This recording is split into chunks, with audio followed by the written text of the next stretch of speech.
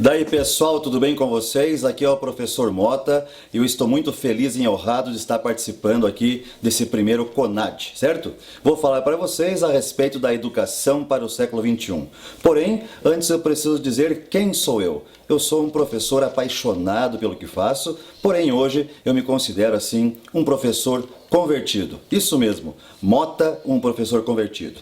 Eu iniciei a minha jornada na educação em sala de aula no ano de 1994, quando eu ainda cursava engenharia civil e entrei em sala de aula com o mínimo de aula para poder me adaptar a essa nova empreitada, nessa nova profissão de professor, o que eu fiz assim com muita dedicação e com muito carinho, e fiquei em sala de aula por muito tempo, por 20 anos, estando em sala de aula e acumulando funções de coordenação, de gestão, de direção de campus e, para minha surpresa, ao iniciar o meu 21º ano como professor, ou seja, no ano 2014, eu comecei a sentir algumas dores, alguns incômodos acerca do comportamento e de atitudes de alguns alunos. Que comportamentos são esses? Eu percebi os alunos assim mais inquietos, mais críticos, assim super conectados em sala de aula, querendo a todo instante usar algum recurso de tecnologia, querer conversar assim além do normal em sala de aula, o que me levou assim a ter essas dores assim como eu me refiro, né? Portanto, a minha conversão em procurar entender esse novo cenário aconteceu em alguns atos. O primeiro ato é que eu me deparei no ambiente de trabalho com alguns professores que são amigos, né, e que de certa forma sentiam as mesmas dores do que eu, tinham essa mesma percepção de que os alunos haviam mudado, né? Professor Paulo Tomazinho, que é da Google, professor Marlon, que coordena curso de engenharia com enfoque ao STEM, professor Batistella, que é um astro em gamification e jogos, professor Carlos Mainardes, que é um youtuber, assim um entusiasta na arte de produzir conteúdos para a internet, e eu estava ali no meio deles, discutindo como poderíamos então achar alguma forma, algum caminho diferente para darmos aulas para essa nova geração, para essa geração mobile e hiperconectada. O segundo ato aconteceu quando nós nos dedicamos a leituras de artigos e principalmente de livros que envolviam um pouquinho de metodologia ativa, um pouquinho de tecnologias educacionais, até mesmo neurociência, e eu indico esses 4 livros aí, são um bom começo para quem quer navegar nessas metodologias ativas de ensino e o uso adequado de tecnologia em sala de aula. E por fim, um terceiro ato foi poder ter feito cursos com esses autores, professor Eric Mazur, professor Aaron Sams e professor John Bergman, que são 3 assim entusiastas também nas metodologias ativas de ensino. Então, o fato de você estar ali em sala de aula usando metodologias que eles criaram, implementaram e validaram, de repente você está ali trocando ideia e absorvendo os conceitos e informações dos autores, isso foi fantástico. E esses 3 autores, eles foram unânimes dizendo o seguinte: para um professor do século XXI é essencial que ele tenha coração, que ele seja apaixonado, que ele ame aquilo que faz. O professor tem que chegar em sala de aula assim, com muito amor e com muito espírito de dedicação e doação. Depois, todos eles disseram que o professor tem que chegar em sala de aula com entusiasmo, com uma boa energia, tem que chegar alegre. A educação não precisa ser sisuda e de cara amarrada. Em terceiro lugar, eles falam, o professor tem que usar e abusar da tecnologia como meio para que a educação aconteça e não como fim. A tecnologia tem que estar embarcada em alguma metodologia de ensino que seja clara e eficaz. E também, por fim, eles dizem, é impossível que o aluno aprenda ou que alguém aprenda eficazmente sem que coloquemos a mão na massa. E essa provocação de colocar a mão na massa não fazia muito sentido na minha cabeça até então, mesmo porque eu era um professor assim muito tradicional, gostava demais de preencher quadros e quadros com aulas expositivas. E de certa forma, essa pergunta que eu faço hoje, eu também fazia para mim. Mão na massa? Cadê as mãos? Olhando para a maior parte das escolas em que eu tenho contato, eu vejo um cenário parecido com esse. Alunos enfileirados, alunos estáticos e sem aquela participação ativa de mão na massa em sala de aula. Portanto, precisamos aí, de certa forma, reconfigurar o nosso mindset, nos desarmar daquelas caixas tradicionais que nós, professores, temos e refletir um pouquinho sobre mãos e poste da barbearia. É, isso mesmo, mãos e poste da barbearia. Esse símbolo que hoje faz parte aí de algumas barbearias gourmet, barbearias top, eles na antiguidade representavam o seguinte: o azul, sangue venoso, o vermelho, sangue arterial e o branco representava bandagens. Pois nesse local onde havia esse símbolo icônico, nós poderíamos saber que ali há um barbeiro cirurgião, como o Ambroise Paré, que foi um excelente barbeiro cirurgião.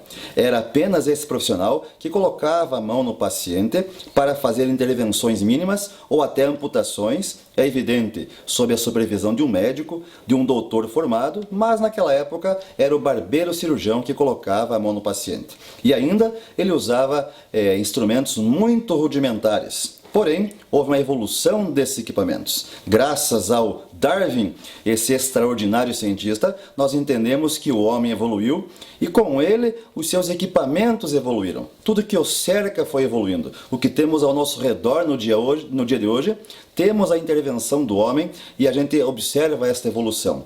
Porém, quando olhamos para esse cenário que mostra a evolução do homem, nós às vezes damos pouca atenção para as mãos. E é essencial fazermos uma reflexão acerca das mãos do homem evoluindo ao longo do tempo. Portanto, ao olharmos mais atentamente as mãos desse ser que evoluiu com o tempo, nós podemos pegar 4 mãos de algumas espécies e, por exemplo, dar atenção às 2 últimas. O chimpanzé, por exemplo, ele tinha os dedos, os 4 dedos, exceto o polegar assim mais longos, a mão mais longa e o polegar curto. E o homem, o Homo sapiens, ele tem a mão assim mais encurtada, a palma da sua mão, porém mais arredondada. Os outros 4 dedos ficaram um pouco mais curtos, porém o polegar ele ficou bem mais longo que dos outros. E isso permitiu ao homem ser o Homo sapiens. O Homo sapiens porque o seu polegar é longo e opositor. E isso fez com que nós pudéssemos evoluir as coisas ao nosso redor, as coisas que nos cercam. A mão fez o cérebro do homem evoluir. Tanto é que existem infinitas figuras aí de muitas teses e textos científicos mostrando essa evolução do cérebro humano ao longo da história. E isso só aconteceu em função de que ele utilizou a sua mão assim de forma muito eficaz, né? Temos aí, por exemplo, Aristóteles que nos diz que o que temos que aprender, aprendemos fazendo. Temos o filósofo, um grandioso filósofo Immanuel Kant, que diz que a mão é a janela da mente. E mais de forma contemporânea, o professor Richard Senet, ele diz: quando a mão e a cabeça se separam, o resultado é uma disfunção mental. E ainda o professor Cláudio Moura Castro, que é nosso amigo e a gente tem contato aí e nos serve de inspiração, nos diz claramente: o conhecimento mora na cabeça, mas entra pelas mãos. Então, com isso, eu pergunto novamente: onde estão as mãos? Cadê as mãos em sala de aula? Pois o cenário que costumamos assistir é esse: alunos enfileirados, entediados e estáticos em sala de aula. A sala de aula, eu digo, que é como aquele tradicional painel colorido cheio de borboletas espetadas. Cada borboleta com a sua beleza, com a sua qualidade, com a sua função, porém ao chegarem em sala de aula são espetadas na carteira do tipo assim: fique quieto, não converse, arrume sua carteira, não mexa o celular, fica quieto e não incomode o professor, que o professor precisa dar aula. E isso diverge totalmente de um mundo dinâmico e em transformação que assistimos diariamente. E existem até, inclusive, estratégias para de prova, onde o aluno precisa provar individualmente, sem consultar colegas, sem consultar celular, por exemplo. Ele precisa provar que está preparado para o mundo fora da escola, onde ele é colaborativo, de extremo dinamismo e de conexão. Então alguma coisa está errada nessa reflexão que eu faço com vocês. Se a escola deve preparar o aluno para o mundo, precisamos reorganizar esse ambiente da escola no chão de fábrica, na essência da sala de aula, né? Nós temos a infelicidade de transformar a educação infantil, por exemplo, onde o professor senta com o aluno e literalmente coloca a mão na massa de forma colaborativa, com alegria, com colorido, com disponibilidade, e transformamos nossas salas em algo cinzento e realmente muito chato, né? Nós ficamos ano a ano, o professor que não se desapegou ainda desse modelo tradicional, colocando tijolinho mais tijolinho em cima do muro. Tal como já prescrevia o Pink Floyd nos anos 80, que o que fazemos é another brick on the wall. É pegar os alunos em sala de aula, homogeneizar para que todos saiam com o pensamento do professor ou da instituição. E hoje os alunos nos perguntam, e você, professor, você está sabendo que eu não quero mais ser apenas um tijolo no muro? Eu quero ir além daquilo que está nos livros. Eu quero que o professor do século XXI, ele me ajude a conseguir os meus sonhos, que ele me oriente, que ele seja o meu tutor, o mediador, o facilitador, que ele faça uma curadoria de conteúdos para mim, para que eu possa realmente alcançar os sonhos que eu tenho. O professor é aquele que precisa realmente fazer a diferença na vida do aluno. Não é mais aceitável um professor desse nosso tempo, desse nosso presente que é tão extraordinário, ficar de braço cruzado. Ou ainda reclamar que não faz mais pelo seu aluno porque ele é desinteressado. Será que esse professor já refletiu que o aluno pode estar desinteressado porque a aula dele não é interessante? Ou ainda aqueles professores que dizem que não fazem porque não são reconhecidos? Mas veja, eu duvido o aluno que não reconheça o trabalho do professor, que não seja inspirado por um professor, e isso é reconhecimento. Às vezes o reconhecimento não é financeiro, não é tapinha das costas da direção, mas sim você ver o brilho no olho do aluno. E ainda, há professores que reclamam que não fazem mais porque não tem estrutura. Não ter estrutura é um cenário como esse, onde os alunos não têm um mínimo de condições de ter uma aula com qualidade e engajada às demandas dos nossos tempos. Há professores que reclamam que não têm criatividade, mas isso não é admissível. Einstein dizia que a criatividade é a inteligência se divertindo. Se somos professores, temos inteligência, então precisamos criar e inovar em sala de aula. Ainda há aqueles professores que dizem que não fazem mais porque não têm tempo, ou tem aqueles ainda que dizem, mas no meu tempo era diferente. Porém, no meu tempo, não funciona mais. Infelizmente ou felizmente, o mundo mudou, se transformou e as salas de aula precisam dessa transformação desapegada de mofo, fungo e as velhas práticas pedagógicas do passado. Porém, nenhum professor me disse que não possui emoção. O fato de ser professor é porque ele se emociona, o coração bate diferente, o sangue ferve, e todo professor possui esse ingrediente de emoção e ele pode usar e abusar disso em sala de aula. Como sabemos, a neurociência nos diz que a emoção influencia o aprendizado. Tal como diz a professora Erin Gruel, que inspirou o filme Escritores da Liberdade. Para o aprendizado ser eficaz, precisamos. O aprendizado requer interesse. De alguma forma, o professor tem que usar estratégia que desperte o interesse do aluno. Precisa ter significado. O aluno precisa ver significado naquilo que o professor está passando, porque senão ele não vai prestar atenção. E ainda nós precisamos criar com os alunos vínculos emocionais por meio dessa emoção na sala de aula. Alguém que corrobora com essa filosofia é a professora Martha Burns. Ela nos diz que quando o professor emociona o aluno em sala de aula, ele libera dopamina, que é uma espécie de botão salvar, e o aluno consegue salvar muito mais as informações daquela aula, daquele instante. Portanto, eu lhe pergunto, professor, você tem emocionado o seu aluno? Você tem sido um professor que é o que o presente e que o futuro exigem, que é um designer de experiência de aprendizagem? Nós precisamos refletir acerca disso. A nova definição de professor é: o professor precisa ser um designer de experiência de aprendizagem. Portanto, diante dessa definição do professor do futuro, que ele precisa ser um designer de experiência de aprendizagem, eu quero levá-los a uma reflexão. A maioria de nós professores somos assim experts em pegar dados de livros, de apostilas, de notas de aula, de diversos meios e transformar esses dados em informações para os nossos alunos. Porém, nós nos limitamos aqui e precisamos compreender que informação é muito diferente de conhecimento, né? Há um desequilíbrio entre o ensino e a aprendizagem. Eu até costumo dizer em minhas palestras e cursos que nós temos um excesso de ensinagem e pouca aprendizagem. Os dados da nossa educação básica nos levam a acreditar ainda mais nisso, né? Por exemplo, nós somos 50 milhões de alunos em nosso país. São 200 mil escolas e com 2,2 milhões de professores aproximadamente. Vejam que é um cenário extraordinário. Qualquer um que se depare com esses números irá pensar, nossa, quantos alunos, quantas escolas e quantos professores. Deve ser um resultado extraordinário. E eu digo que infelizmente não, pois os nossos resultados eles são pífios, pensando assim em comparações com outros países no cenário mundial. Nós somos sempre o último quadrante do PISA dessa avaliação internacional. Sempre estamos no último quadrante. Os nossos alunos ficam em média 7 anos na escola. Se pensarmos apenas de primeiro ano fundamental até o terceiro ano do ensino médio, nós temos 12 anos. E como é possível eles ficarem em média só 7?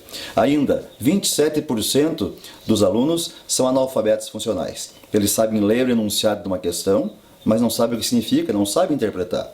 Eles leem uma equação ou símbolos matemáticos da física e da química, reconhecem os símbolos, mas às vezes não sabem o que fazer com aquilo para resolver um problema ou para evoluir em cima daquela questão.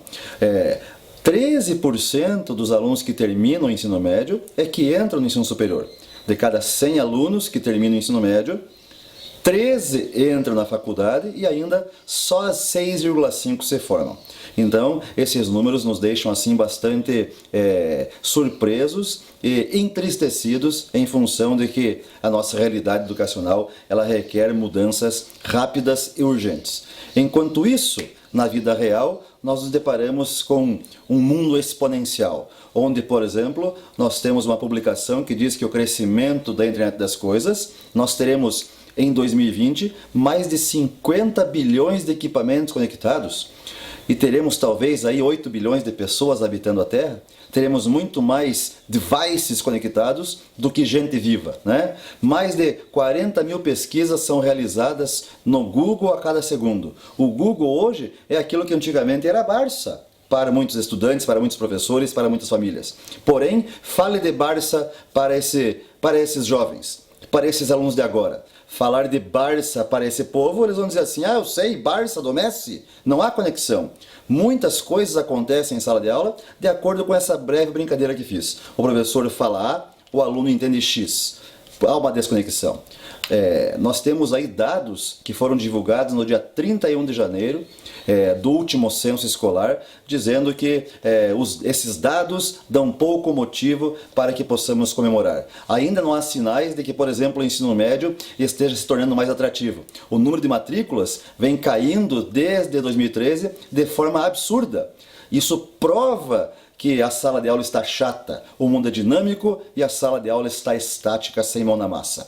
Eu fiquei encantado quando eu assisti pela primeira vez o filme Ex Machina, que mostrava aí um ser com inteligência artificial, e eu me perguntava, será que um dia teremos isso? E recentemente, num fórum mundial, apareceu aí esse robô, Sofia, onde interagiu com o entrevistador, né? Possui cidadania árabe, essa máquina possui uma identidade, um passaporte. E ainda o entrevistador fez uma pergunta que até certo ponto foi infeliz, que perguntou a ela o que ela achava dos seres humanos, e ela sim disse que se dependesse dela, aniquilaria com todos, pois, afinal de contas, ela consegue fazer uma leitura de mundo e entende que o homem está prejudicando o lugar onde mora e as pessoas que convivem com ele, né? É evidente que depois essa situação foi retomada, mas a leitura desse ser extraordinário, com essa inteligência artificial, nos deu essa resposta. Nós temos aí que a inteligência artificial está ameaçando a existência de algumas profissões que possuem trabalhos repetitivos, por exemplo, a escrita de matérias para um jornal ou para uma revista, ela pode ser feita por meio desse recurso tecnológico. Tem robôs que estão detectando casos de doença e dando diagnóstico num tempo muito menor e com maior precisão. Portanto, nós precisamos pensar nisso. Recentemente, eu fui até o Museu do Amanhã no Rio de Janeiro, onde desde o início até o fim da sua visita, você é acompanhado pela íris, que é uma inteligência artificial, onde em cada elemento que você visita e interage, isso vai sendo registrado. Ao final, você pode conversar com essa inteligência e resgatar tudo aquilo que você fez. E assim que eu cheguei ao hotel, já tinha um e-mail da Iris para mim perguntando se mesmo à distância eu gostaria de interagir com o museu e com as peças e recursos que lá estavam. Então, o mundo é realmente extraordinário, é exponencial. Eu também fiquei assim, bastante curioso e estarrecido quando eu assisti o filme Perdido em Marte, onde, lá pelas tantas, esse cientista começou a plantar batatas, por meio de uma reação química, conseguiu fazer suar uma parede de plástico, e isso, de certa forma, ia irrigando essa plantação de batatas. E hoje nos deparamos aí com um cenário do senhor Elon Musk, um cientista disruptivo, um investidor extraordinário que quer começar a colonizar Marte e já fez o lançamento, por exemplo, da Falcon Heavy e deixou lá pelo espaço esse veículo Tesla ao som de David Bowie. Então o mundo é realmente muito diferente daquilo que às vezes percebemos em algumas salas de aula. É preciso pegar esses dados de informação e ligar os pontos a fim de termos conhecimento. E em cima disso, termos brilhantes ideias e conquistar a tão sonhada sabedoria. Toda essa ligação de pontos precisa acontecer dentro e fora da sala de aula. Precisamos entender que temos que trabalhar com nossos alunos habilidades, esquecer um pouquinho a graduação. Por isso há um grande movimento no mundo aí chamado Skills Not Degrees, onde precisamos mais habilidades e menos assim essa atenção exacerbadas para titulações e diplomas. Precisamos ter mais gente que saibam o que fazer e não aqueles que ficam simplesmente se apoiando em títulos nesse conhecimento que às vezes nem é tão aplicado assim no dia a dia em nossas salas de aula. Então, diante dessa provocação, o que temos é o seguinte: precisamos descoisar as coisas que estão coisadas. Eu brinco demais com isso nas formações de professores e palestras que eu faço. Precisamos entender como que será o futuro. Certamente ele será diferente, mas ele está enraizado no agora. Porém, se pensarmos um pouquinho, o agora já está diferente. Então o futuro será muito diferente do que estamos assistindo. Antigamente, o mundo de ontem era um mundo de escassez. Era um mundo onde nós tínhamos, por exemplo, que ficar numa fila para ter um telefone fixo em casa. E esse equipamento valia muito dinheiro. Tanto é que muitas pessoas compravam 5 linhas telefônicas e viviam do aluguel disso. Nós tínhamos um mundo onde precisávamos comprar filmes para colocar em máquinas, as A100, as A200, com 12, 24 ou 36 poses. Algumas empresas no passado, como a Kodak, não deu atenção que isso poderia ser digitalizado, porque não entendiam que as pessoas não queriam fotos, não queriam guardar fotos, elas queriam compartilhar um momento desde o tempo das cavernas. Quando o homem das cavernas ia lá na caverna fazer os seus desenhos rupestres, ele queria que alguém no futuro visse isso, que isso ficasse registrado. E o homem também hoje em dia. A todo instante vemos pessoas com seu smartphone tirando foto e já compartilhando em rede, já fazendo o share. E tem professor que não admite que o aluno, por exemplo, em sala de aula, após ele preencher o quadro todo, tire uma foto e já compartilhe no grupo para que todos aprendam, para que todos tenham um recurso a mais onde estudar. Então precisamos rever também isso, né? Se temos que brigar com alguém sobre esse fenômeno do share, do compartilhar, teremos que voltar no tempo e brigar com o homem das cavernas, porque foi ele que começou esse movimento de compartilhar, que é tão importante, esse compartilhar no mundo colaborativo. O mundo de hoje, como está o mundo de hoje? É um mundo assim repleto, recheado de tecnologias educacionais emergentes. Por exemplo, uma delas é a realidade virtual quando aplicada na educação. Tem empresas que usam a realidade virtual para ajudar a fazer pessoas deixarem de fumar. Tem empresas que usam para auxiliar as pessoas a aprenderem a dirigir com segurança, uma direção defensiva. Tem empresas que usam para curar patologias, como por exemplo, esquizofrenia, demência, depressão. Então, eu não poderia ficar de fora e eu comecei a utilizar esse recurso em minhas aulas. Usei com os meus alunos no ensino médio para enriquecer, para ter uma vivência de aprendizagem imersiva. Usei com alunos para fazer revisão de vestibular e com plickers que é uma espécie de votador para a coleta imediata de respostas. Então, é um recurso tecnológico embarcado em outro com metodologia peer instruction por trás. Usei com alunos da graduação, usei com alunos da pós-graduação, uso em consultorias que eu faço lá na Unifacisa para os cursos de saúde. Por exemplo, os alunos aí estão embarcados numa experiência imersiva de primeiros socorros. Eles podem usar isso também com realidade aumentada, que é o que estamos fazendo por lá. Então existe um mar infinito de possibilidades. Então eu digo para vocês, está na hora de mudar, mas nós nunca sabemos qual é o melhor caminho para a mudança, porque há um conflito de gerações muitas vezes. Eu sou geração X. Meu pai costumava me dizer, meu filho, não aceite comida de estranhos, não entre em carro de estranhos e jamais se hospede em casa de estranhos. E hoje, os meus filhos, eles pedem comida para estranhos por um iFood ou por um Uber Eats. Eles entram em carro de estranho, num Cabify, num Uber ou num BlaBlaCar. E ainda, eles ficam em casas estranhas por meio de um Airbnb. Então o mundo mudou. E esse conflito acaba chegando nas escolas. Eles chegam na sala de aula.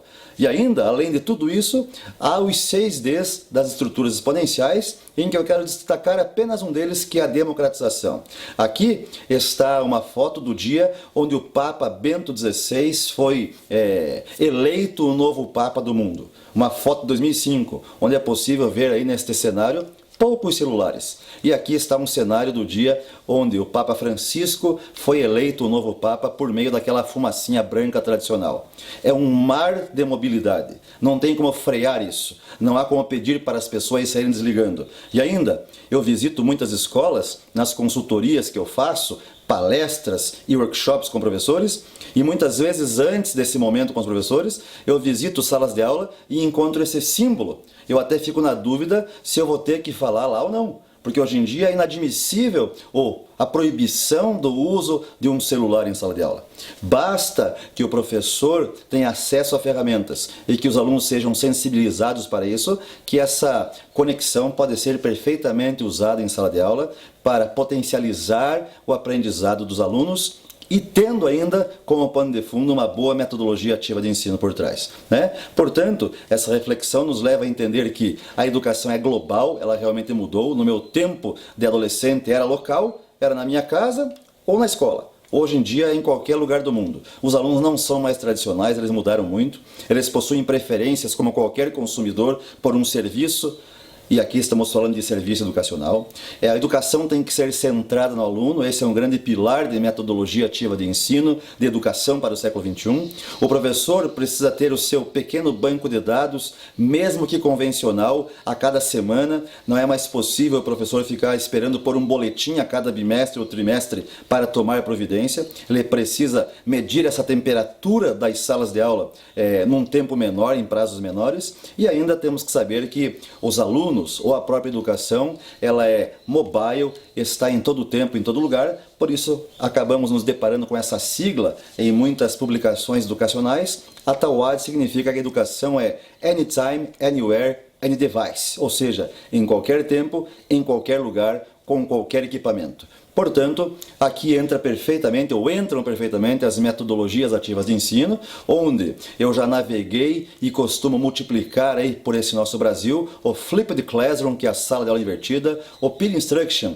a instrução por pares, o PBL, que pode ser tanto Project Based Learning como Problem Based Learning, o Team Based Learning de forma colaborativa, uma extraordinária ferramenta de aprendizagem em times, a gamificação em sala de aula para engajar efetivamente o aluno, o Design Thinking, que é uma ferramenta que puxamos do marketing da administração para auxiliar em sala de aula, um canvas bem desenhado para a educação fica extraordinário, o Jigsaw Classroom, uma sala de aula quebra-cabeça, o 300, após algum tempo com os alunos, onde você pode aplicar e potencializar para que alunos que tenham boas notas auxiliem aqueles com notas deficitárias. Temos também o Think, Pair, Share, que é pensar, unir e compartilhar em times de trabalho, o Storytelling aplicado em sala de aula, pois afinal de contas, uma boa aula é uma grande contação de história, e tudo isso faz parte de um grande pacote chamado metodologia do questionamento, onde seu professor, com esse elenco de ferramentas, souber fazer as perguntas certas, ele consegue extrair muito dos seus alunos. A arte de fazer boa pergunta é que os professores precisam incorporar aí nessa educação para o século XXI. Portanto, com base em tudo isso, eu fiz uma reviravolta e comecei, junto com os amigos que eu citei antes, professores, a revolucionar nossa sala de aula, testar, usar e abusar de boas metodologias ativas de ensino, tanto com alunos e também aí nos cursos de formação de professores, onde temos contaminado e potencializado práticas inovadoras em sala de aula. Como diz o professor Rubem Alves, precisamos ser, nos tempos atuais, professores de espanto. O professor tem que ser assim meio que um Chuck Norris. O Chuck Norris leva uma facada no olho e a faca fica cega. Então nós não podemos perder tempo e temos que agir rapidamente. Já estamos quase terminando nossa fala, porém eu gosto de comparar a nossa profissão de professor com o super-herói Batman. O Batman é o único super-herói que não tem nenhum superpoder, mas ele tem um cinto de utilidades maravilhoso. E eu te pergunto, professor, como está o seu cinto de utilidades? Como que está essa sua caixa de ferramenta para, diante das dificuldades do dia a dia em sala de aula, você pegar esse seu recurso e criar a mágica, criar um momento extraordinário em sala de aula? Estamos aqui para lhe ajudar a melhorar esse seu cinto de utilidade. Eu costumo dizer que fazemos muitas viagens. E durante a viagem nos deparamos assim com um cenário como esse de várias vaquinhas na estrada. Porém, o que faz uma surpresa seria encontrar uma vaca roxa. Uma vaca roxa te faria prestar atenção. Seu coração bateria mais forte, você frearia teu carro, talvez fizesse uma selfie e compartilhasse. Então a pergunta é, professor, a sua aula tem sido vaquinha na paisagem, dia após dia, ou tem sido vaca roxa, onde os alunos param para ver, param para pensar, prestam atenção e querem compartilhar o que você está construindo com eles? E não adianta você sair da caixa e levar uma caixinha contigo. Depois de uma fala como essa, você diz, amanhã eu vou fazer diferente, e chega em sala e continua da mesma forma. Então pense em transformar, certo? Eu sei que temos também que dizer para alunos e nós mesmos que jamais podemos deixar de sonhar. O sonho é que move e transforma o mundo. Sei que na educação, como a escola é viva, existem infinitos caminhos. Porém, jamais deixem que lhe digam que não vale a pena acreditar no sonho que se tem, que seus planos nunca vão dar certo, que você nunca vai ser alguém. Pois eu já me convenci há muito tempo de que quem acredita sempre alcança. Quem acredita sempre alcança. E esse é o recado aí que fica do professor Mota para vocês. Eu agradeço por este evento, esse primeiro CONAD. Repito que para mim é uma alegria estar aqui com vocês. E vamos em frente. Contem com o professor Mota e todo o seu time, pois o futuro é agora. Um grande abraço e até mais. Tchau, tchau, tchau.